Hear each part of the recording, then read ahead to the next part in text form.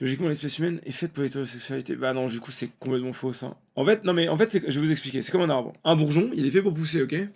Vous allez comprendre. Alors attention, je dis pas qu'un homosexuel est une feuille. En fait, une branche peut faire pousser une branche, qui peut faire pousser une branche, qui peut faire pousser une branche, ok? Vous me suivez ou pas? À la fin, il va y avoir peut-être une feuille, et ça poussera plus une branche. Voilà, bon, ça c'est les hétéros, et ça c'est les homosexuels, vous voyez? En fait, c'est pas parce que y a quelque chose qui pousse qui ne peut pas faire pousser de choses que ça fait pas partie du système.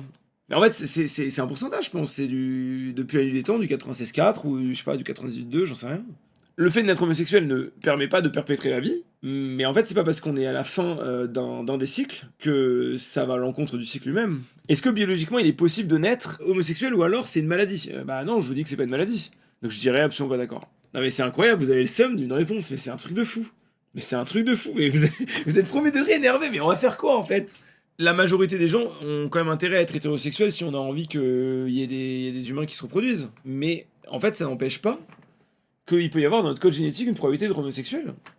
Genre, c'est complètement possible. Mais si vraiment vous êtes en mode what the fuck, qu'est-ce qu'il raconte? Honnêtement, je pense qu'on peut rien faire pour vous, vous êtes juste très low IQ.